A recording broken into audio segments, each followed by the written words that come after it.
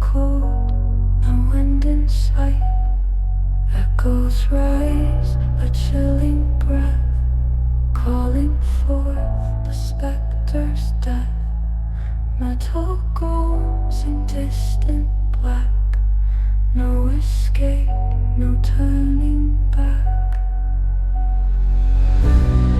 Anna whispers. They thought it was just a doll, a gift, a decoration, something sweet to sit on a shelf. But they were wrong. What sat quietly in a small apartment in 1970 would become one of the most feared, cursed objects in modern paranormal history. This is not a movie script. This is the real story of Annabelle, the doll that whispered, moved, and even tried to kill. All inside the skin, drawing out the fear. It all began in 1970 in Hartford, Connecticut. A woman purchased a Raggedy Ann doll, red yarn hair, a painted-on smile, and stitched button eyes from a hobby store as a birthday gift for her daughter, Donna. Donna was a 28-year-old nursing student living in a small apartment with her roommate, Angie. It seemed like a cute, harmless gift, a relic of childhood placed on a chair in Donna's room. For a while, everything was normal, until it started moving. The darkness lies, whispers crawl inside the skin. At first, the changes were subtle. Donna would leave the doll on her bed and return to find it on the floor. Then, it started appearing in other rooms, sitting on the couch, kneeling in the hallway. No one touched it. One day, Donna left the doll on the sofa before going to class. When she returned, the doll was back in her room, behind the closed door, sitting on the bed, with its arms crossed. But then came the notes. Tiny pieces of parchment paper, which they didn't keep in the house, began appearing around the apartment with messages like, "Help us," or "Help Lou." The handwriting was childlike, shaky, uneven. They were terrified, but not yet convinced it was supernatural. That changed the night Annabelle bled. Shadows rise, unseen below, silent scream. Donna came home to find what looked like red liquid dripping from the doll's hands and chest. It wasn't ink. It wasn't paint. It looked like blood. Disturbed and afraid, the roommates contacted a medium to find answers. During a seance, they were told the spirit was that of a 7-year-old girl named Annabelle Higgins, who had died on the land where the apartment was built. Her spirit was lonely and harmless, and simply wanted love and permission to stay. Moved by sympathy, Donna said yes. She let it stay. That was a mistake.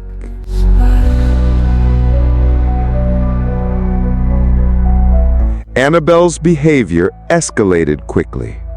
Their friend Lou, who never liked the doll, claimed he often had nightmares of the doll crawling onto his chest and trying to strangle him in his sleep. He started feeling unsafe even being in the apartment. One day, while napping in the apartment alone, Lou awoke with a sense of dread. Hearing strange rustling in Donna's room, he entered and saw the doll lying face down on the floor. Suddenly, he felt a burning sensation on his chest. Ripping open his shirt, he saw 7 claw-like scratches bleeding across his torso, 3 vertical, 4 horizontal. They healed rapidly, almost unnaturally, within 2 days, but the message was clear. The doll wasn't possessed by a child. It was something else entirely. Shadows rise unseen below. Out of desperation, Donna contacted Ed and Lorraine Warren, famous paranormal investigators and devout Catholics who had investigated the Amityville Horror and many other haunting cases. The Warrens arrived, and instantly Lorraine sensed a non-human spirit attached to the doll. They explained something horrifying. The spirit never was a little girl. There are no such things as the ghosts of children inhabiting dolls. That was the deception to gain trust. The true entity was a demonic, inhuman spirit, using the doll as a conduit. It didn't want to stay with Donna. It wanted something else, a soul. The Warrens called in a priest to perform a full exorcism on the apartment, and then they took the doll. But the nightmare wasn't over. Whispers crawl inside the skin, drawing out. Even on the way back to the Warrens' home, Annabelle proved she wasn't finished. Ed placed the doll in the back seat and began driving, but his car stalled repeatedly. The power steering failed. The brakes locked. On a winding road, the car nearly crashed several times. Ed had brought holy water and sprinkled it over the doll. The problems stopped instantly. Back at their house in Monroe, Connecticut, the Warrens placed Annabelle in a chair in their office. For weeks, the doll levitated. It moved from room to room, even with doors locked. Once, a visiting priest mocked the doll, saying, "You're just a rag doll, Annabelle. You can't hurt anyone." On his way home, his brakes failed, and his car was totaled in an accident. He survived, barely. Annabelle, to this day, remains in that case. A chilling breath calling forth the specter's death.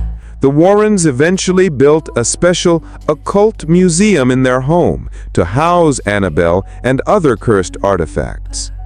Annabelle was sealed in a glass case with a warning sign. Warning, positively, do not open. And yet, people still challenged her. One visitor mocked the doll, banging on the glass. Ed warned him not to. On his way home, that man and his girlfriend crashed their motorcycle. He died instantly. She survived and confirmed the story. Annabelle, to this day, remains in that case. Drawing out the fear within. In 2013, Hollywood noticed. Annabelle appeared in the hit horror film The Conjuring, based on the Warrens' case files.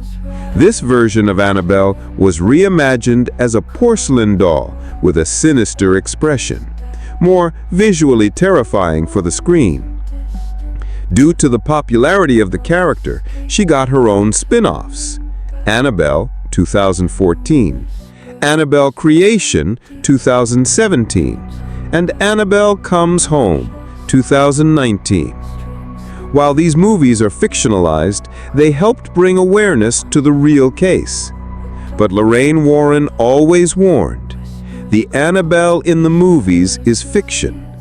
The one in our museum is real, and it's far more dangerous than Hollywood makes it look like. The void of night, eternal cold. After Ed Warren passed in 2006, Lorraine continued her work until her death in 2019. The Warren Occult Museum was temporarily closed due to zoning issues, but Annabelle remains under 24/7 protection in a climate-controlled, spiritually sealed case. Occasionally, rumors spread, like in 2020, when news falsely claimed Annabelle had escaped. The Warrens' grandson, Tony Spera, publicly debunked it with a live video showing her still in the case. But the fear remains real. Visitors still report an eerie energy around her display. Final chapter. Legend or warning? Skeptics say it's just a doll, just cloth and yarn. But those who have mocked her, those who have touched her, those who have tested her boundaries, they are no longer laughing.